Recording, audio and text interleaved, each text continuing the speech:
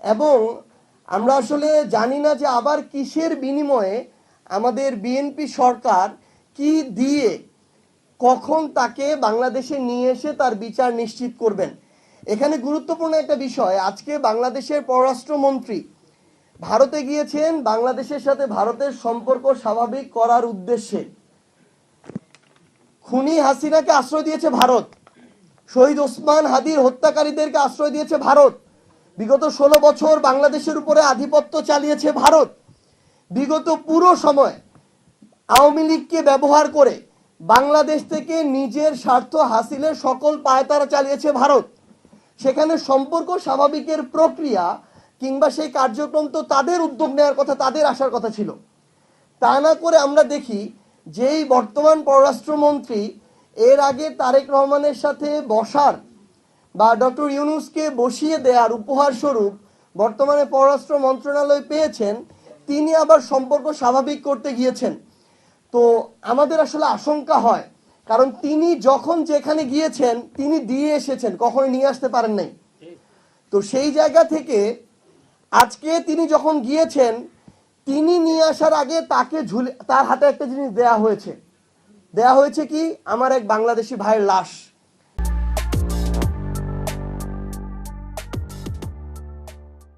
আজকে লালমনিরহাটের পাটগ্রামে বিএসএফ এর গুলিতে আমার আরেকজন বাংলাদেশি ভাইকে হত্যা করা হয়েছে, যখন বাংলাদেশের পররাষ্ট্রমন্ত্রী ভারতের পররাষ্ট্রমন্ত্রীর সাথে মিটিং করছেন।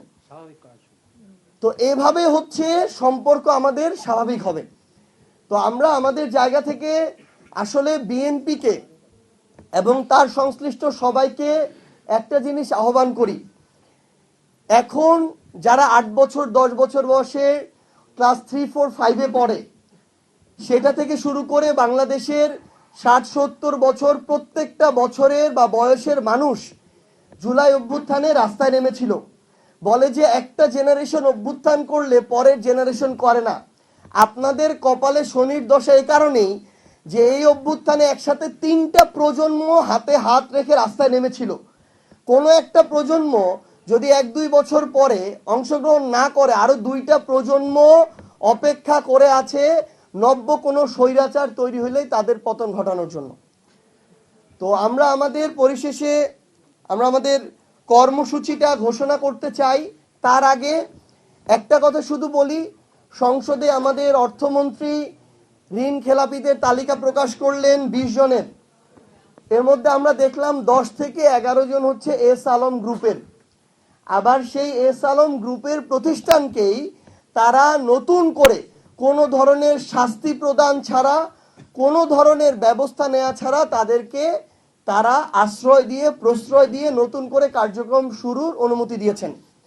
সংসদে কতজন ঋণ খেলাপি এবং কত টাকা ঋণ খেলাপি সেই তথ্য তারা দিচ্ছেন, কিন্তু এটা তাদের খুব ভালো করে জানা থাকার কথা যে তাদের বিএনপির এবারের নির্বাচিত রানিং 7 জন এমপি প্রায় 4000 কোটি টাকা ঋণ খেলাপি।